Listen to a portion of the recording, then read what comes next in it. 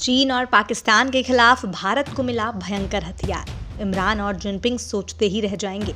भारत को मिल गई अपनी सबसे बड़े जीत की चाबी। दोस्तों, मध्य एशिया के पांचों गणतंत्रों और भारत के रिश्ते अब मजबूत हो रहे हैं। इसका जबरदस्त असर भारत की विदेश नीति और क्षेत्र के सभी देशों की समृद्धि पर होगा। कुछ दिनों पहले ही मध्य एशिया के पांचों राष्ट्रों कजाकिस्तान, उज्बेकिस्तान, तुर्कमेनिस्तान, ताजिकिस्तान और किर्गिस्तान के विदेश मंत्री एक साथ दिल्ली आए और उन्होंने भारत सरकार के साथ संवाद किया। पिछले महीने ही इन देशों के राष्ट्रीय सुरक्षा सलाहकार भी दिल्ली आए थे। इन देशों के साथ पहले भी 2 बार भारत का संवाद हो चुका है। आपको बता दें कि इन पांचों राष्ट्रों के सर्वोच्च नेता भी हमारे गणतंत्र दिवस पर पहली बार एक साथ भारत आए। 2015 में यह भी पहली बार हुआ था कि भारत से कोई प्रधानमंत्री इन पांचों देशों में एक साथ गए। लेकिन इन देशों के साथ भारत के संबंध जितने मजबूत होने चाहिए थे उतने नहीं हुए। उसकी वजह यह है कि लगभग 30 साल पहले तक ये राष्ट्र रूस के कब्जे में था। तब इनके साथ रिश्ते मॉस्को से संचालित होते थे। इनके बारे में यह धारणा भी बनी रही कि ये कहीं दूर बसे हुए देश हैं। इनकी गिनती भारत के पड़ोसियों में नहीं होती थी। लेकिन इतिहास बताता है कि ये देश और भारत सदियों से एक दूसरे के पड़ोसी रहे हैं और पड़ोसी से भी अधिक एक बड़े परिवार की तरह रहे हैं। आपको बता दें कि ये पांचों देश यूं तो मुस्लिम बहुल देश हैं, लेकिन कट्टरपंथी नहीं है। इन पर सोवियत संघ का साम्यवादी प्रभाव काफी गहरा है। इसीलिए भारत के प्रति इन राष्ट्रों में एक आकर्षण है। इसी का प्रमाण है, आपको बता दें, कुछ दिन पहले ही पाकिस्तान में आयोजित इस्लामी सहयोग संगठन यानी OIEC का सम्मेलन 57 इस्लामी देशों के इस संगठन के सम्मेलन में कई मुस्लिम देशों के विदेश मंत्री गए। लेकिन इन पांचों मध्य एशियाई देशों के विदेश मंत्री इस्लामाबाद जाने की बजाय नई दिल्ली आए। उस सम्मेलन में अफगानिस्तान के बारे में विचार विमर्श हुआ। भारत ने अफगान संकट पर पिछले महीने राष्ट्रीय सुरक्षा सलाहकारों का जो सम्मेलन किया, उसमें उसने पाकिस्तान और चीन को भी बुलाया था, लेकिन दोनों ने भारतीय पहल का बहिष्कार किया। वैसे हैरानी की बात यह है कि पाकिस्तान ने अपने सम्मेलन में भारत को आमंत्रित नहीं किया, जबकि मुस्लिम आबादी के लिहाज से भारत दुनिया के सबसे बड़े राष्ट्रों में माना जाता है। आपको बता दें दोस्तों कि अगर भारत को आमंत्रित नहीं किया गया तो अमेरिका, यूरोपीय संघ, रूस और चीन जैसे देशों को क्यों बुलाया गया, ये यहाँ बड़ा सवाल उठता है। भारत ने अफगानिस्तान में जितने बड़े और विविध निर्माण कार्य किए हैं, कितने देशों ने किए हैं, यहाँ ये भी बड़ा सवाल है। भारत और पाकिस्तान में आयोजित इन दोनों सम्मेलनों में सबसे बड़ा मुद्दा तो अफगानिस्तान ही था।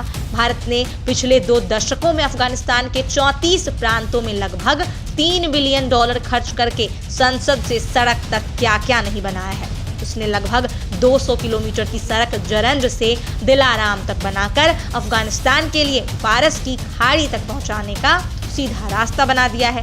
समुद्र तक पहुंचने के पाकिस्तान पर उसकी निर्भरता का यह विकल्प है। अगर अब तक चाबहार परियोजना कारगर हो जाती तो भारत और मध्य एशिया के बीच सीधा रास्ता बन जाता, जिसका लाभ अफगानिस्तान को तो मिलता ही।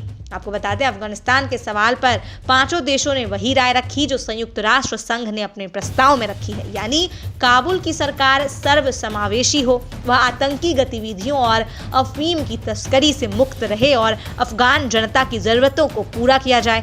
भारत ने 50,000 टन अनाज और लगभग 1,500 टन दवाएं भी काबुल भिजवा दी। ऐसा आपको पता ही होगा। इस्लामी देशों ने निजी तौर पर थोड़ी बहुत मदद की घोषणा जरूर की है, लेकिन चौंकाने वाली बात यह है यहाँ कि 57 देशों के प्रतिनिधियों ने अफगान जनता की जीवन रक्षा के लिए कोई बड़ा कदम नहीं उठाया है। अगर विदेशी बैंकों में रोके गए $10 बिलियन ही अफगान जनता की सेवा में लगा दिए जाएं तो उसे मौजूदा संकट से राहत मिल सकती है। वहीं आपको बता दें, दिल्ली में हुए इस सम्मेलन में सभी देश इस बात पर सहमत थे कि यदि दक्षिण एशिया और मध्य एशिया के बीच व्यापार, उद्योग धंधे और आवागमन को बढ़ाना है तो उत्तर दक्षिण यातायात गलियारे की योजना को जल्दी से जल्दी साकार करना होगा। इन देशों ने ईरान के चाबहार बंदरगाह को विकसित करने पर भी जोर दिया ताकि भारत के साथ पांचों देशों को यातायात की सीधी सुविधा मिल जाए। भारत ने इन सभी राष्ट्रों के लिए $1 बिलियन का फंड भी बनाने की बात कही है ताकि उनके यहाँ कई सुविधाएं तैयार हो सकें। इस समय इन पांचों देशों के साथ भारत का व्यापार मुश्किल से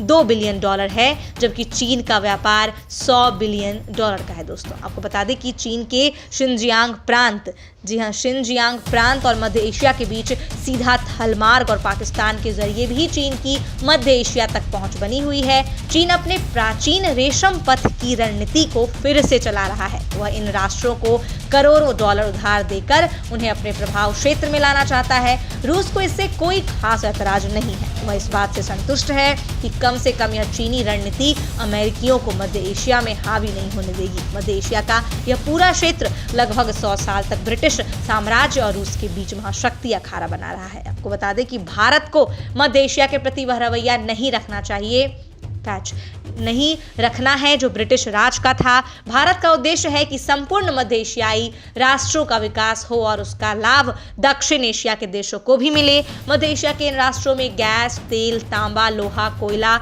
यूरेनियम के भंडार अछूते पड़े हुए हैं। मध्य एशिया का क्षेत्र भारत से 1.25 गुना बड़ा है और उसकी जनसंख्या 8 करोड़ भी नहीं है। आप 500 किलोमीटर चले जाइए, आपको एक भी आदमी दिखाई नहीं पड़ेगा। यदि इन देशों में भारत अपने विशेषज्ञों को लगाए और निवेश करे तो यहाँ के लोगों को बड़े पैमाने पर रोजगार मिल सकता है।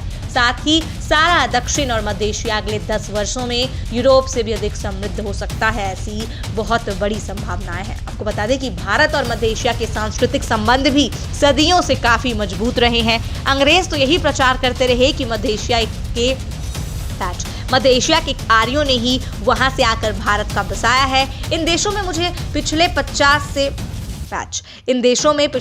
से 55 वर्षों में कई बार इन देशों में आर्य, जैन और बौद्ध संस्कृतियों के अवशेष देखकर कोई भी चमत्कृत हो सकता है। इनकी भाषा और विश्व दृष्टि पर संस्कृत का प्रभाव देखने लायक है। आपको बता दें कि यही भारत को जो है वह विश्व विजेता की चाबी मिल गई है। अब मध्य देशों में भारत अपनी पहुंच फैलाएगा और इस तरह से चीन और पाकिस्तान जैसे देश को दबाएगा। दोस्तों, आपको ये वीडियो कैसी लगी हमें कमेंट में जरूर बताइए। आज के लिए बस इतना ही। मिलते हैं आपसे अगले वीडियो में कुछ ऐसे ही धमाकेदार खबर के साथ। तब तक के लिए धन्यवाद। जय हिंद।